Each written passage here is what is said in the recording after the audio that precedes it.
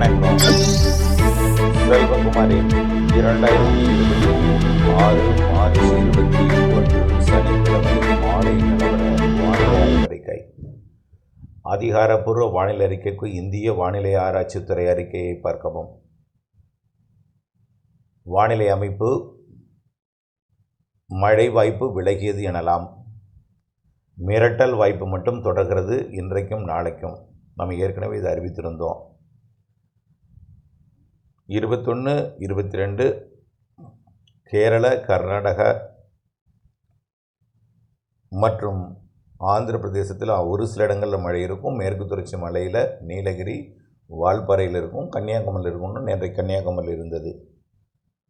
வெள்ளிக்கிழமை வரை தான் நம்ம உறுதியாக எதிர்பார்த்திருந்தோம். ஆலங்கட்டி மழை 3 நாள் நீடித்தது. பல இடங்களில் இடி காற்றுடன் மழை பொழிவை கொடுத்தது. பல இடங்களை ஒதுக்கியது. இப்படிப்பட்ட மழை மீண்டும் 29ஆம் தேதியிலிருந்து ஒரு 6 நாட்களுக்கு ஒரு 3 நாள் பரவலாகவும் 3 நாள் ஆங்காங்கேயும் இருக்கும். 29 மார்ச் 29, 30, 31 மற்றும் ஏப்ரல் 1, 2, 3 ஆகிய தேதிகளில் புதிய காற்று சுழற்சி நிலநடுக்கோட்டு இந்திய பெருங்கடலில் இலங்கைக்கு தெற்கு புறமாக வரும் பொழுது உயரழுத்த காற்று சுழல அது வெப்ப நீராவி எடுத்துக்கொண்டது தமிழ்நாட்டிலே ஏற்றும். இது வெப்பத்தால் லேசாகி மேலெழுந்து கேரள கடலோர பகுதி தொடங்கி மேற்கு தொடர்ச்சி மலை தமிழ்நாட்டோட எல்லை வரைக்கும் 29ஆம் தேதி நீலகிரி, வால்பாறை மற்றும் கன்னியாகுமரி, தேனி இந்த மாவட்டங்களிற்கும் அதன் எல்லையோர பகுதிகளுக்கும் உறுதியாக 29, 30, 31 இருக்கும். 30, 31 நீலகிரி மற்றும் வால்பாறையையும் தாண்டி கொஞ்சம் மேற்கு தொடர்ச்சி மலையில் தமிழ்நாட்டின் எல்லையோரத்தில் ஒரு சில இடங்களில் மழை பொழிவை கொடுக்கும். இடிமின்னல் மழை இது கொஞ்சம் உள்ளே வந்து கூட கொடுக்கலாம். பொள்ளாச்சி மற்றும் கொடைக்கானல், தென்காசி மாவட்டத்தோட பகுதிகள், கன்னியாகுமரி மாவட்டம் ஆரல்வாய் மொழி வரை கூட 30ஆம் தேதி 31ஆம் தேதி வந்து கொடுக்க வாய்ப்பு அதிகமாகவே இருக்குது. வாய்ப்பு தான் அதிகமாக இருக்குன்னு சொல்கிறேன், மழை அதிகம் சொல்கிற வாய்ப்பு அதிகமாக இருக்குது மழைக்கு. 29, 30, 31 1, 2, 3 என்ன ஆகும்னா 31ன்னு சேர்த்துக்கலாம். 31, 1, 2, 3ல் ஆந்திர எல்லையோரம் மற்றும் வட உள் மாவட்ட பகுதிகளுக்கும் கர்நாடக எல்லையோர மற்றும் அதனை ஒட்டியுள்ள உள் மாவட்ட பகுதிகளுக்கும் மழைப்பொழிவை கொடுக்கும். அதாவது ஒட்டுமொத்த கேரள எல்லையோர மாவட்டங்கள் மற்றும் கர்நாடக எல்லையோர மாவட்டங்கள், ஆந்திர எல்லையோர மாவட்டங்கள் மற்றும் வட உள் மாவட்டங்கள் ஒரு சில இடங்களில் 31 மார்ச் மற்றும் ஏப்ரல் 1, 2, 3 தேதிகளிலே ஆங்காங்கே மழைப்பொழிவை கொடுக்கும். அதில் கடலூர், அரியலூர், பெரம்பலூர், கிருஷ்ணகிரி, தருமபுரி, சேலம், நாமக்கல், திருப்பத்தூர், வேலூர், திருவண்ணாமலை, ராணிப்பேட்டை, விழுப்புரம் கூட கொடுக்கலாம். உள்ளே கொடுக்கும். கடலோரம் எட்டாது, ரொம்ப சிரமம், உள்ளே கொடுக்கும். அதே போல் திருச்சி மாவட்டத்தின் வடக்கு பகுதிக்கும், ஈரோட்டுக்கும், திருப்பூர், கோயம்புத்தூர் மற்றும் திண்டுக்கல் மாவட்ட கொடைக்கானல் மலைப்பகுதி, ஈரோடு மாவட்டத்தில் ஒரு சில இடங்கள் கூட கொடுக்கலாம். அதே போல் தென் மாவட்டங்களில் கன்னியாகுமரி, திருநெல்வேலி, தென்காசி, விருதுநகரோட மேற்கு பகுதி, தேனி மற்றும் மதுரை மாவட்டத்தோட மேற்கு பகுதிக்கும் கொடுக்கலாம். 31, 1, 2, 3 தேதிகளில் டெல்டாவுக்கு கூட வாய்ப்பு இருக்குது. ஆனால் அது இப்போ வரைக்கும் உறுதிப்படுத்த முடியல. ஆனால் காலை அறிக்கையில் நம்ம மேற்கு தொடர்ச்சி மலை மட்டும்தான் உறுதின்னு சொல்லியிருந்தோம். இப்போது தமிழ்நாட்டின் வட உள் மாவட்ட பகுதிகளுக்கும் இப்போ வானிலையில் அதாவது கொஞ்சம் கொஞ்சமாக ஆய்வறிக்கையின் முன்னேற்றத்தின் காரணமாக துல்லியம் தெரிய வருகிறது. கொஞ்சம் வரக்கூடிய நாட்களில் நன்றாகவே தெரிய வரும்.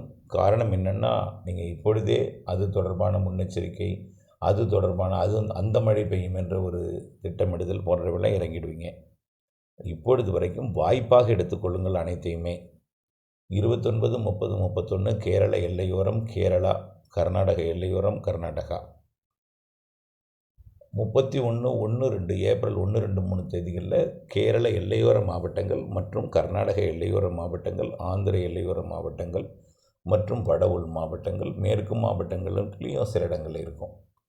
31, 1, 2, 3 ஏப்ரல், மார்ச் 31, ஏப்ரல் 1, 2, 3 ஆக 29 ஏப்ரல் 3 வரைக்கும் அடுத்த சுற்றின் மழை பரவலாக கடலோரம் டெல்டா வரைக்கும் கொடுக்குமா, அல்லது கடலுக்குள்ளும் போய் பழையபடி கொடுக்குமா, பெரும்பாலான பகுதிகளில் கொடுத்து கனமழை பொழிவை கொடுத்து ஒரு சில இடங்களில் ஒதுக்குமா, அல்லது கடந்த சில 2 நாட்களாக பெய்த மழை பொழிவு இருக்குமா, இப்போ அதெல்லாம் அதாவது 17, 18, 19 இருந்தது போல இருக்குமா, இவையெல்லாம் தொடர்ந்து ஆய்வில் இருக்கிறது, வாய்ப்பு இருக்கிறது. அடுத்தபடியாக பார்த்தீங்கன்னா அதற்கு அடுத்தபடியாக மழை நிகழ்வு எப்படின்னா 2வது வாரத்தில் 9ஆம் தேதியிலிருந்து 15ஆம் தேதிக்குள்ளே தெரியுது. 8ஆம் தேதி சொல்லியிருந்தோம், 9ஆம் தேதியிலிருந்து 15ஆம் தேதிக்குள்ளே அடுத்த நிகழ்வு தெரிகிறது. ஏன்னா இது 1, 2, 3 எக்ஸ்டெண்ட் ஆகிறதுனால அதில் கொஞ்சம் பின்னாடி போகும். 9, 10, 11, 12, 13 அல்லது 10, 11, 14 வரைக்கும் வரும். இப்படி தெரியுங்களா? 2வது வாரம் அடுத்த மழை, அதுக்கு அடுத்த மழைப்பொழிவு தெரிகிறது. இப்படி ஏப்ரல் இறுதி வாரத்தில், இறுதி நாட்கள்னு சொல்லலாம், அதில் வலுவான நிகழ்வும், மே மாத மத்தியில் ஒரு வலுவான நிகழ்வும், கண்டிப்பாக பருவமழை தொடங்கும் பொழுது அரபிக்கடலில் ஒரு நிகழ்வோடு தொடங்கும். அதில் எந்த மாற்றமும் இல்லை. ஏற்கனவே அறிவித்தது போலவே அரபிக்கடல் வெப்பமும் வங்கக்கடல் வெப்பமும் உயர்ந்து வருகிறது. வங்கக்கடலை விட அரபிக்கடல் வேகமாக உயர்ந்து வருகிறது. கேரள கடலோரம் 30 டிகிரி எட்டி இருக்கிறது. வலுவான நீரோட்டம் 2 பக்கமுமே, வங்கக்கடலுக்கு தெற்கு பகுதியும் அரபிக்கடலுக்கு தெற்கு பகுதியுமே வலுவான நீரோட்டம், வேகமாக வெப்ப உயர்வு, அரபிக்கடலில் மிக வேகமாக உயர்வு. ஒட்டுமொத்த உலகத்தில் இருக்கக்கூடிய கடல்லையே அதிக வெப்பமான கடல் பகுதின்னு பார்த்திங்கன்னா இப்போ வங்கக்கடலோட தெற்கு பகுதி, நடுக்கோட்டை இந்திய பகுதி மற்றும் அரபிக்கடலோட தெற்கு பகுதி, இதுதான் அதிகமான வெப்பம் கொண்ட கடல் பகுதியாக இப்போதைக்கு இருக்குது. கேரள கடலோரம் 30 டிகிரி இருக்குது. இதுக்கு அடுத்தபடியாக எங்கே 30 டிகிரி இருக்குன்னா சுமத்ரா தீவு இருக்குது. அதுக்கு அடுத்தபடியாக எங்கே இருக்குன்னா ஆஸ்திரேலியாவுக்கும் ஜாவா தீவுக்கும் இடையில தான் இருக்குது. வேறு எங்கேயுமே 30 டிகிரி இல்லை. ஆகவே அந்தளவுக்கு உயர்ந்திருக்கிற காரணத்தினால கண்டிப்பாக முன்கூட்டியே தொடங்கும் தென்மேற்கு பருவமழை, நிகழ்வால் தொடங்கும் தென்மேற்கு பருவமழை அரபிக்கடலில் வலுவான நிகழ்வோடு தொடங்கும். மே மாத இறுதியில் எல்லாம் சொல்லியிருக்கோம். மீண்டும் ஒரு முறை தற்பொழுது வெப்பநிலையை அறிவிக்க மறந்தேன். வெப்பநிலையை பொறுத்த வரைக்கும் ஒரு அதாவது நாளையிலிருந்து திங்கட்கிழமையிலிருந்து 22 ஞாயிறு, 23, 24, 25 இந்த 3 நாளும் 26ஆம் தேதி கூட 23, 24, 25 திருப்பூர் மாவட்டத்தின் தாராபுரம் மற்றும் கோயம்புத்தூர் மாவட்டத்தின் பொள்ளாச்சி தான் அதிக வெப்பத்தை பிடிக்கும். ஈரோடும் கரூரும் அதுக்கு அடுத்த இடம்தான், 1 டிகிரி குறைவாக இருக்கும். அதுக்கு அடுத்த இடம்தான் வேலூர்லாம். அதற்கு அடுத்தபடியாக மேற்கிலிருந்து காற்று வர்றதுனால 28லிருந்து வெப்பம் பொள்ளாச்சி தனியும். வெப்பச்சலன மாலை இரவு இடிமடை பிடிவு 29லேருந்து தொடுக்கும். இதனால் வெப்பம் குறைஞ்சிரும். அப்போ எங்கே ஒரு இடத்துல கூடும், ஒரு இடத்துல குறைஞ்ச, ஒரு இடத்துல கூடும். கடந்தது இப்போ மழை பெஞ்சப்போ மதுரையில் 100 டிகிரி. அதே போல் வேறு எங்கே வெப்பம் உயரம்னு பார்த்திங்கன்னா கொஞ்சம் அதாவது 29, 30 ஈரோடில் உயரும், ஈரோடு கரூரில் உயரும். அப்போது 28க்கு மேலே கேரள எல்லையோரம் பகுதி, பாலக்காட்டு கணவாய் பகுதி, பொள்ளாச்சி, உடுமலைப்பேட்டையெல்லாம் வெப்பம் குறையும். எப்போ 28, 29, 30, 31, 1, 2, 3 நாள்லாம் குறைந்திருக்கும். ஆனால் அந்த வெப்பம் வேலூர் மற்றும் கரூர் இங்கே கொஞ்சம் கூடியிருந்தாலும் 100 டிகிரியை தாண்டாது, கொஞ்சம் குறைவாகவே இருக்கும். இந்த மாத இறுதி நாட்கள், மழையை எதிர்பார்க்கக்கூடிய நாட்கள், கொஞ்சம் புழுக்கமான வானிலை இருக்கும். ஆலங்கட்டி மழை மீண்டும் இருக்குது. ஏன்னா ஒரு 4-5 நாட்களுக்கு கடும் வெப்பம், 4-5 நாட்கள் என்ன, ஒரு வாரத்துக்கு கடும் வெப்பம் நிலவ போகிறது. அதுவும் பொள்ளாச்சி தான் 100 டிகிரி, பாய்க்கலாம் இல்லை, 100 டிகிரி நெருக்கமாக இருக்கும். அதுவும் பயந்துடாதீங்க. பிற இடங்கள்லாம் சாதாரண வெப்பம்தான். நம்ம குளிர்சாதன அறையிலையும் குளிர்சாதன வாகனங்கள்லையும் பயணிக்கிற காரணத்தினால வெப்பம் அதிகமாக தெரியுது. ஆனால் 100 டிகிரி எங்கேயுமே, அதாவது பெரும்பாலான இடங்கள் இல்லை, ஏதாவது ஒரு இடங்களில் பதிவாகும். அது பொள்ளாச்சியில் பதிவாகும் வரக்கூடிய நாட்களில்.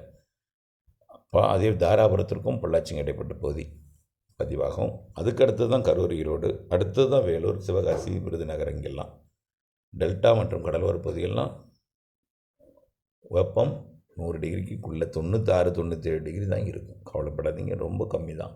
உணரும் வெப்பம் தான் அதிகமாக இருக்கும். நம்ம இது ஏற்கனவே பல முறை சொல்லியிருக்கோம். தொடர்ந்து இணைந்திருங்கள் அப்டேட்ஸுடன். நன்றி.